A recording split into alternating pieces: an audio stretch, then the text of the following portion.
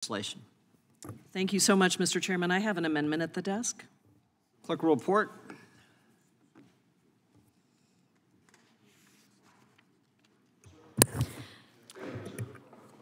Amendment to the amendment in the nature of a substitute to H.R. 6570, offered by Ms. Jayapal of Washington. Without objection, the amendment will be considered as read. The gentlelady is recognized on her amendment. Thank you, Mr. Chairman. I want to start by thanking you, thanking Ranking Member Nadler and Representative Biggs for offering this very strong legislation to overhaul FISA and to protect Americans' Fourth Amendment right to privacy. I'm very proud to be an original co-sponsor of this bill, the Protect Liberty and End Warrantless Surveillance Act.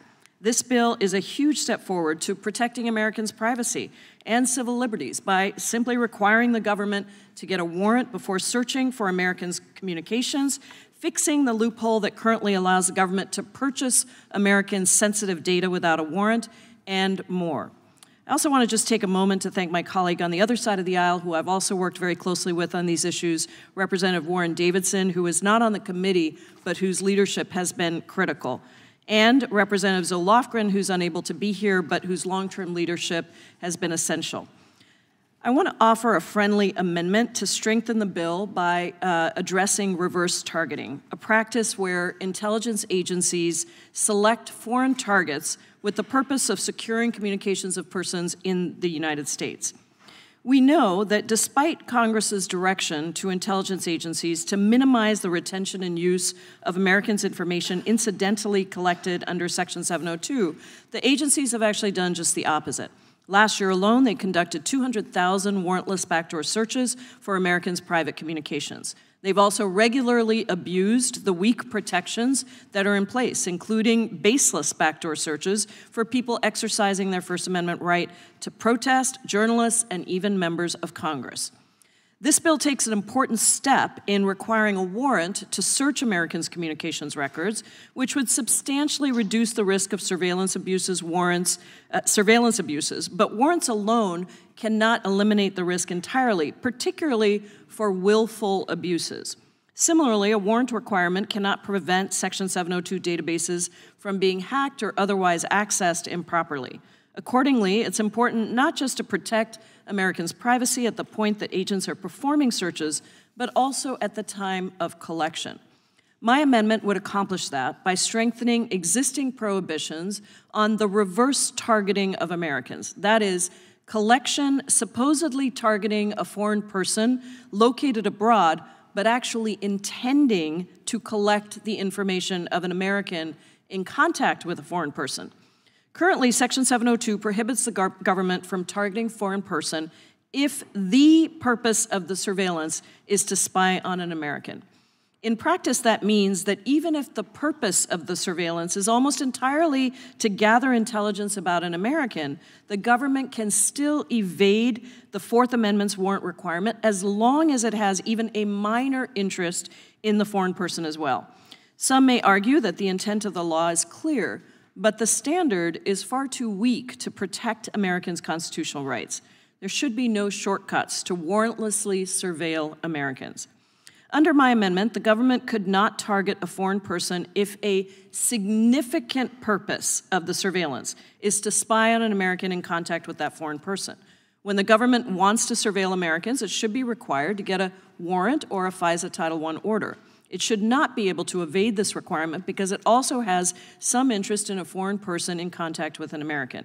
If that were the case, the government would, in theory, be able to capture warrantlessly all of an American's international communications.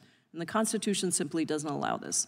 I hope my colleagues will join me in supporting this amendment to strengthen this excellent bill. We must ensure robust protections for Americans throughout the process, not just at the query stage. And aside from this particular issue, I hope we can continue working together to ensure that all surveillance happens pursuant to congressional authorities. I'm also eager for us to further crack down on data brokers and go further to protect Americans' medical and mental health records, financial records, and other private sensitive information. In the meantime, I am really delighted at the outcome of the bill to date. It's a crucial step to protect Americans from warrantless surveillance, and I hope to see it swiftly move to the House and Senate floors and urge President Biden to sign it into law without delay. I yield back. Lady yields back. Does the gentleman insist on his point of order? I withdraw my point of order. Point of order withdrawn. The gentleman from Florida is recognized.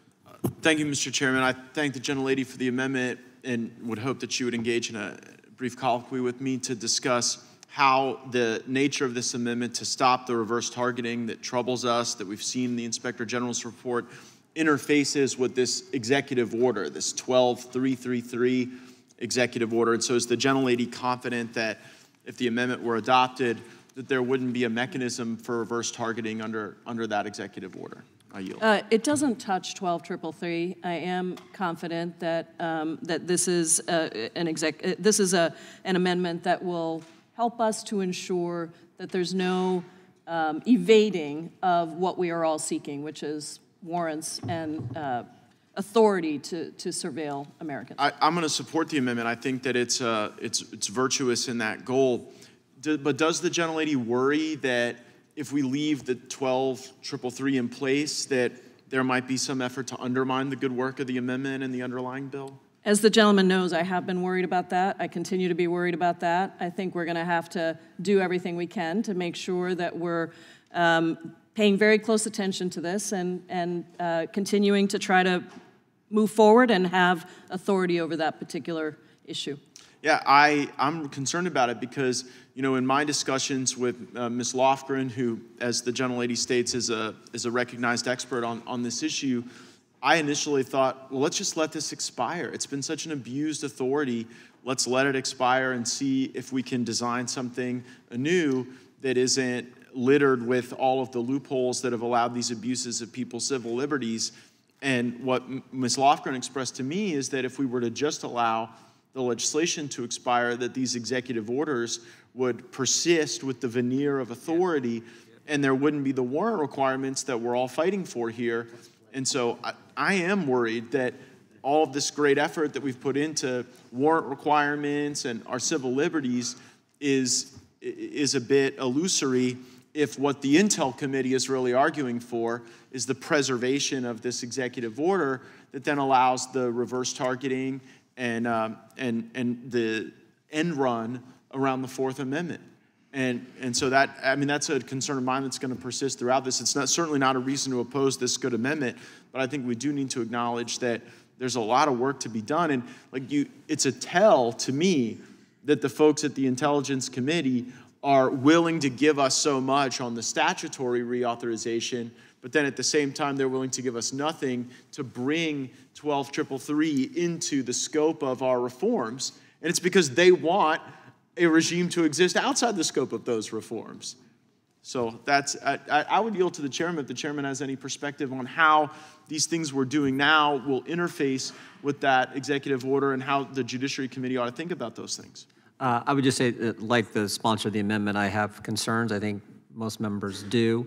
But I do think the product we are putting together that we have started with and the amendments that we anticipate being offered from both sides of the aisle, not all, but most, are going to even improve that product. And then I think we have to think in a political dynamic. We know that the Intel Committee is marking up something different tomorrow and that there will be a vote for the full House next week. So we think this, in consultation with the ranking member and members from both sides and the working group and everything else, we think this is the best product and the best way that we can do the most to protect the Fourth Amendment and other concerns for Americans' liberty.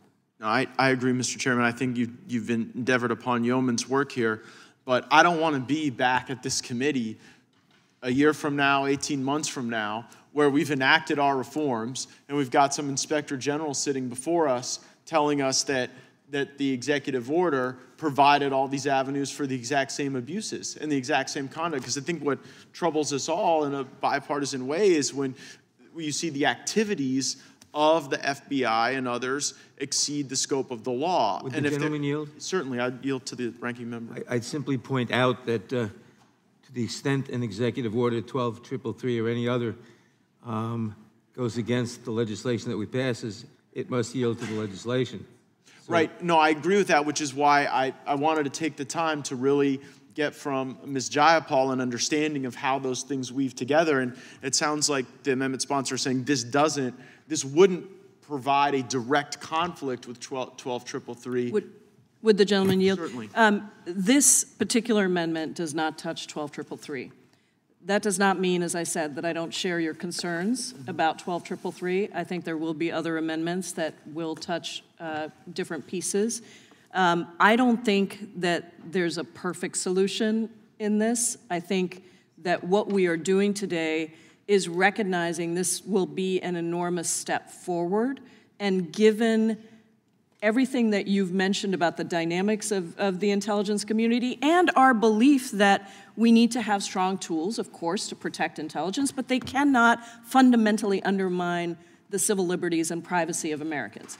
And I think that is the place that we are in. We're literally, I think, making steps that, I don't know about you, but maybe 5 years ago I didn't really believe were necessarily possible, but here we are, and I think we just need to be extremely vigilant, recognize that, you know, in our initial offerings, I think you and I probably agreed on 12333 and where we should go with that, but I think this is a big step forward. The amendment on its own, I think, is an important piece just to continue to close some of those ways in which we think that people might try to evade what our intent is to protect the privacy and civil liberties of Americans. Thank you very much. I yield.